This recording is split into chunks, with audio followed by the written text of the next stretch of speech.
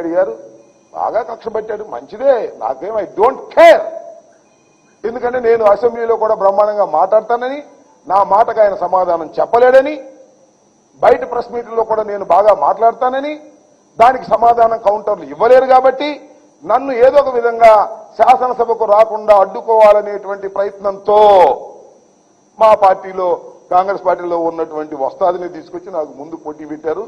అనేక పార్టీలు మాడొచ్చినటువంటి వ్యక్తి, నిన్ను అడ్డగోలుగా తిట్టినటువంటి వ్యక్తి. తెలుగుదేశం వాళ్ళు కూడా చెప్తున్నా, ఆయన అన్ని పార్టీలకు కన్నాలు వేశాడు. మీ పార్టీలో కూడా ఉంటాడు అనుకున్నారా? ఏమీ లేదు. తెలుగుదేశంలో అతను ఉండే ప్రశ్నే లేదు. ఓటమి పాలవగానే మళ్ళీ ఎక్కడో కూడా చెక్కేస్తాడు. గుర్తుపెట్టుకోమని మనవి చేస్తున్నా. అలాంటి వ్యక్తిని తీసుకొచ్చి నా మీద పోటీ పెట్టి నన్ను ఓడించాలనేటువంటి ప్రయత్నం చేస్తున్నారు. అనేకమైన గోబల్ ప్రచారాలు చేస్తున్నారు. నేను మనవి చేస్తున్నా, ఈ రాష్ట్ర రాజకీయాల్లో జగన్మోహన్ రెడ్డి గారి అండతో నేను 3వసారి పోటీ చేస్తున్నా. ఇక్కడ నా ప్రజలు నన్ను ఆశీర్వదిస్తారనేటువంటి ప్రగాఢమైన విశ్వాసంతో ఉన్నా నేను. ఎందుకంటే 5 సంవత్సరాల పరిపాలనలో నేను ఎక్కడ గణనీయమైన తప్పులు చేయలేదు. కాబట్టి ప్రజలు నా పక్షాన ఉంటారని నేను పూర్తిగా విశ్వసిస్తున్నా. మంచి మెజార్టీతో నేను గెలుస్తాననేటువంటి నమ్మకం కూడా నాకుంది. అనేకమైన ఆరోపణలు నా మీద చేస్తున్నాడు నారా చంద్రబాబు నాయుడు గారు. ఆ ఆరోపణలు దయచేసి నమ్మవద్దని, వాస్తవాలు మీ అందరికీ తెలుసని నేను ఈ సందర్భంగా చెప్పదలుచుకున్నాను. నాకు క్యూసిక్లు లేదా టీఎంసీలు లేదా ప్రాజెక్టులు ఏదో క్విజ్ మాస్టర్ లాగా నాకు క్విజ్ పెడతాడేమో నాకు అర్థం కాల. రమ్మంటున్న చర్చకురా నారా చంద్రబాబు నాయుడు, కమాన్, ఎన్నికల్లోనే చర్చిద్దాం. పోలవరం ఎందుకు పూర్తి కాలేదు? అది నా తప్పిదమా, ఈ ప్రభుత్వ తప్పిదమా, లేక చంద్రబాబు నాయుడు గారు తప్పిదమా? తేల్చుకుందాం రమ్మని అడుగుతా ఉన్నా. దిక్కుమాలినటువంటి పనులు చేసినటువంటి వ్యక్తి నారా చంద్రబాబు నాయుడు గారు. భజన చేయించాడు, గుర్తుందా మీకు? పోలవరం పోలవరం పోలవరం అని భజన చేయించాడు. గేట్లు పెట్టకుండా భజన చేయించాడు. స్పిల్వే కంప్లీట్ కాకుండా భజన చేయించాడు. కాఫర్ డ్యాములు కంప్లీట్ కాకుండా భజన చేయించాడు. డైవర్ట్ కాకోకుండా, నది డైవర్షన్ లేకుండా భజన చేయించాడు. కమాన్, దమ్ముంటే రా, చర్చిస్తా. పోలవరం నీ అసమర్థత వల్ల, నీ ఆలోచన విధానం వల్ల, నీ డబ్బు కక్కుర్తి వల్ల, ఇప్పుడు మీ మోడీ గారు చెప్పినటువంటి ఏటీఎం గా నువ్వు ఓడుకోవడానికి ప్రయత్నం చేసినందువల్లే పోలవరం దెబ్బతింది. దాన్ని బాగు చేసేటటువంటి ప్రయత్నం చేస్తున్నాం. ఏ క్షణంలోనైనా నారా చంద్రబాబు నాయుడు గారితో సిద్ధంగా ఉన్న పోలవరం పూర్తి కాకపోవడానికి ప్రధానమైనటువంటి కారణం నిందితుడు నారా చంద్రబాబు నాయుడు అని మనవి చేస్తున్నా.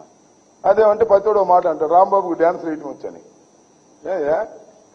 మీ పక్కన పవన్ కళ్యాణ్ వేయట్లేదు డ్యాన్సులు సినిమాల్లో డబ్బుల కోసం? నేను డబ్బుల కోసం డ్యాన్స్ చేస్తానా? పండుగ, భోగి పండుగ. భోగి పండుగలో నేను ఇవ్వాలే కాదే, ప్రతిసారి 3 సంవత్సరాల నుంచి భోగి మంట వేసి నా సోదరులతో సోదరీమణులతో నృత్యం చేస్తా, ఆనంద తాండవం చేస్తా. దాన్ని పట్టుకుని రాంబాబు డ్యాన్స్ చేస్తాడు, రాంబాబు పండక్కి డ్యాన్స్ చేస్తాను తప్ప పొలిటికల్ గా డ్యాన్స్ చేసే స్వభావం నాకు లేదు. చంద్రబాబు, నువ్వు పొలిటికల్ డాన్సర్వి. కాసేపు మోడీతో డాన్స్ చేస్తావు, కాసేపు సిపిఐ సిపిఎంతో డాన్స్ చేస్తావు, కాసేపు పవన్ కళ్యాణ్తో డాన్స్ చేస్తావు. అన్ని పార్టీలు మారుతూ డాన్స్ చేయించేటటువంటి ఒక డాన్సర్వి, పొలిటికల్ డాన్సర్వి నువ్వు చంద్రబాబు నాయుడు అని మనవి చేస్తున్నా. నేను పండుగకు నా సోదరీమణులతో డాన్స్ వేసి ఆనందపడతాను తప్ప I never political dance. Pawan Kalyan కూడా పొలిటికల్ డాన్స్ చేస్తాడు. కాసేపు పవన్ కళ్యాణ్తో చంద్రబాబుతో డాన్స్ చేస్తాడు, కాసేపు మోడీతో డాన్స్ చేస్తాడు, కాసేపు సింగిల్ గా డాన్స్ చేస్తాడు, ఇటు అటు డాన్స్ చేస్తాడు, ఇళ్ళ మధ్యన డాన్స్ చేస్తాడు. ఈ రకంగా మీరు డాన్స్ వేసేవాళ్ళు, నేను భోగికి మాత్రమే డాన్స్ వేసేవాడిని. దాన్ని చూసి డాన్స్ చేస్తాడు, మీ మంత్రి డాన్స్ చేస్తాడు. అసలు మంత్రి అంటే ఏమిటో తెలుసా అంటున్నాడు. ఏమో మంత్రి అంటే ఏంటో మాకు తెలియదు, చెప్పు. మీ అబ్బాయికి బాగా తెలిసామో, నీకు మీ అబ్బాయికి. నీకు ముఖ్యమంత్రి ఎలా వచ్చిందో మాకు తెలియదు. మీ మా దగ్గర నుంచి కొట్టే సంగతి ఇవన్నీ చెప్పుకోవాలా? అన్ని రాష్ట్ర ప్రజలకు తెలుసు. అందుకని నువ్వు ఈ దెబ్బతో తెలుగుదేశం దివాళా తీయబోతుంది. మళ్ళా తెలుగుదేశం చరిత్రలో కనపడదు, బీజేపీలోకి సర్దుకుంటుంది. ఇది అందరికీ తెలిసినటువంటి విషయమే. ఈ రాష్ట్ర ఎన్నికల తర్వాత జగన్మోహన్ రెడ్డి గారు ముఖ్యమంత్రి కాబోతున్నారు. ఆ ముఖ్యమంత్రి అయిన తర్వాత చంద్రబాబు నాయుడు గారు వెళితే జైలు కన్నా వెళ్తారు, లేకపోతే మోడీ గారి పార్టీలో విలీనమైనా చేస్తాడు. ఇవాళ నేను చెప్పాను. Please underline this point.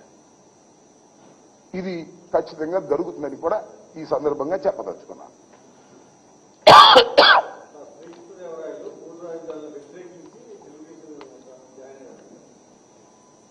Srikrishnadevarayalu గారు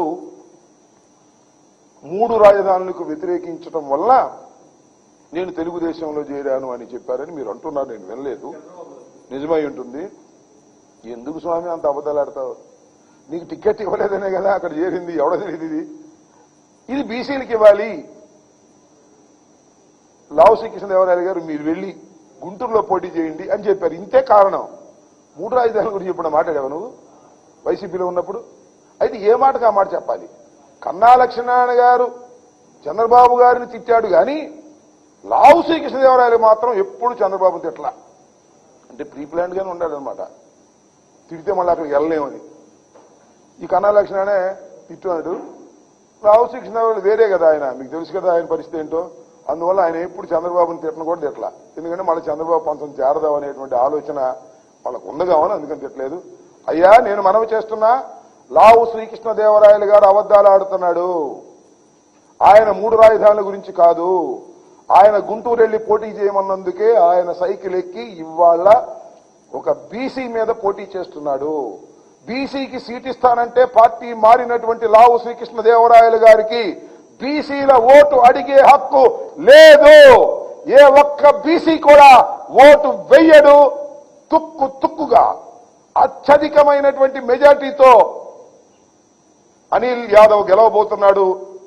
తుక్కుగా లావు శ్రీకృష్ణదేవరాయలు గారు ఓడిపోబోతున్నారు. రాసుకోమని కూడా ఈ సందర్భంగా చెప్పదలుచుకున్నాం. ఇంకా ఓకే, థ్యాంక్ యూ.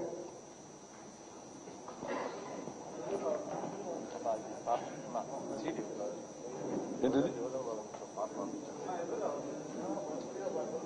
ఇది ఒక మా శివారెడ్డి గారు ఒక పాట రా మరి పాట వినిపించాలిగా మాకు.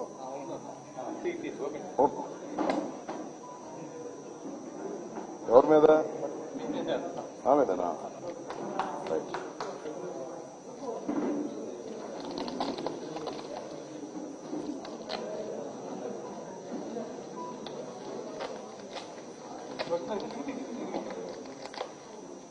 ఏం కాదు.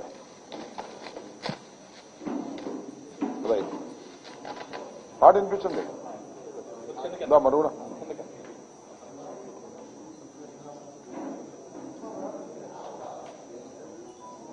Hello right.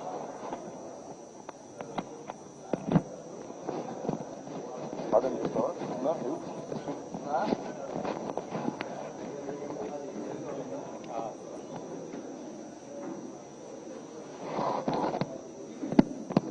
హలో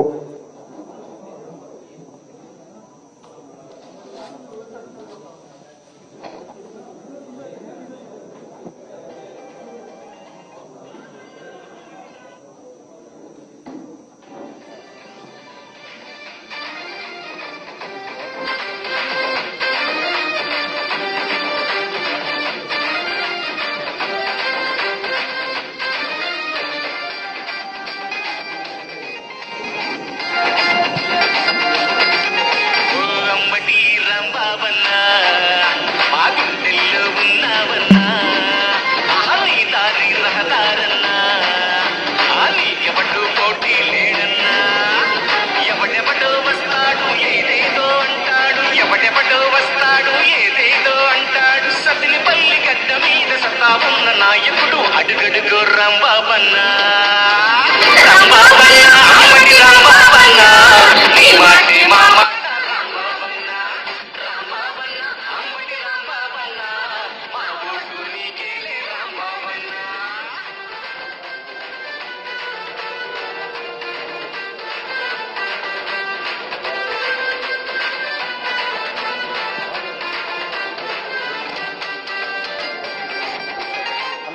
అన్నా